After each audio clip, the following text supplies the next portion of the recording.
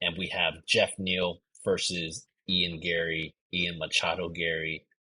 Geoff Neal, 15-5. He is actually 2-3 in his last five, coming off that submission loss to Shavkat Rakhmonov. Ian Garry, 13-0, 5-0 in his last fives, coming off of that decisive decision victory over Neil Magny. Going to the odds for this fight right now, Ian Garry is a minus 235. And Gerard, I'll let you kick off this breakdown. What do you think about Neal versus Garry here?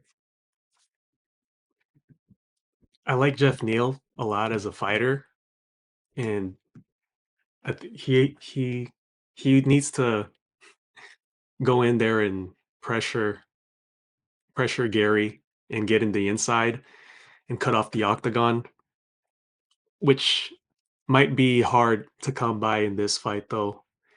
Now that this has been postponed multiple times, I think. Um, Garry, he's gonna have that length, the speed, the precision to just. I can see him.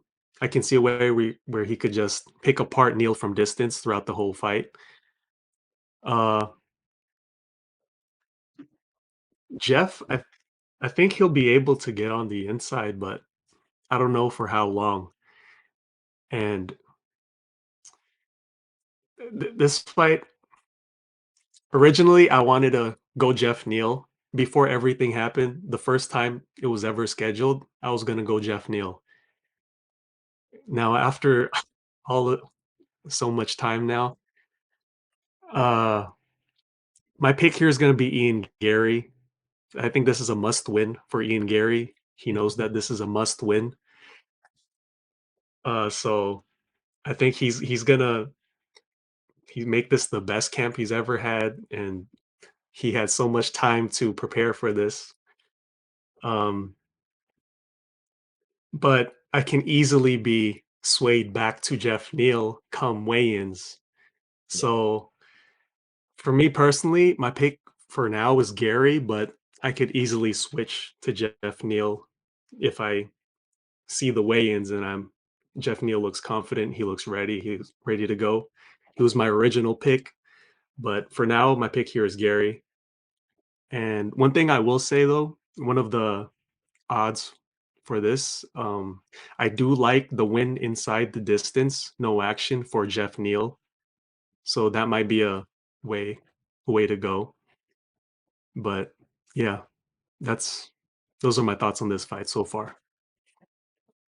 let me see what the odds on that one right now is because I did see that as well. Let's see here. So the odds for Geoff Neal wins inside the distance, decision, no action is minus 110. So kind of even odds there. Not too bad.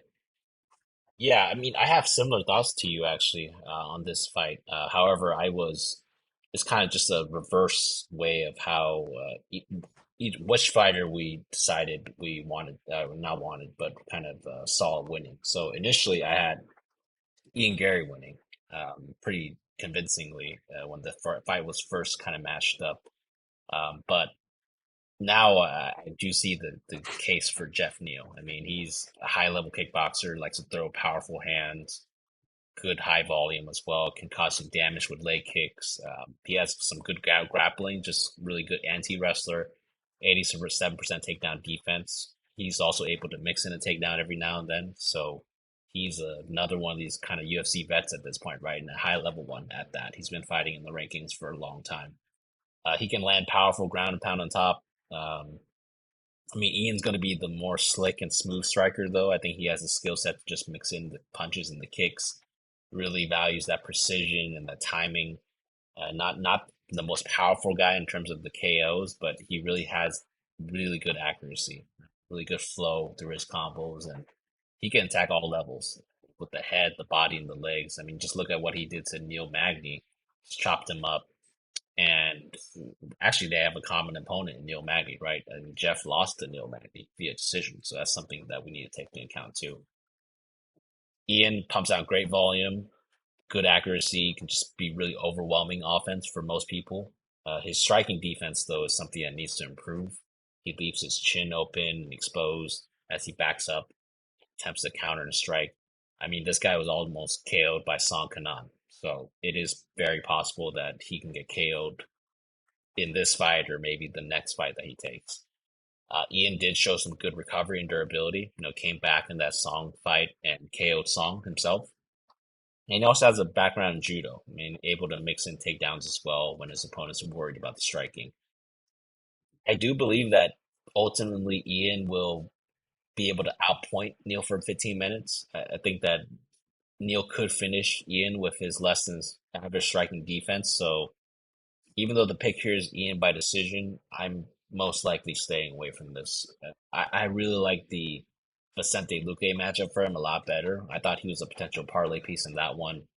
In this matchup, though, I think that Neal is a worse matchup for him just because of Neal's power, and that could cause the lights to go out quickly for Ian Garry at any time. So Ian by decision, but I'm most likely staying away from this. And just on another note, too, I mean, with all the stuff that he's been going through with his personal kind of issues, it just leads me to have less confidence in him overall, right? Because he should have fought in UFC 296, backed out, and that was not a good look. So I just have less confidence in him overall going forward.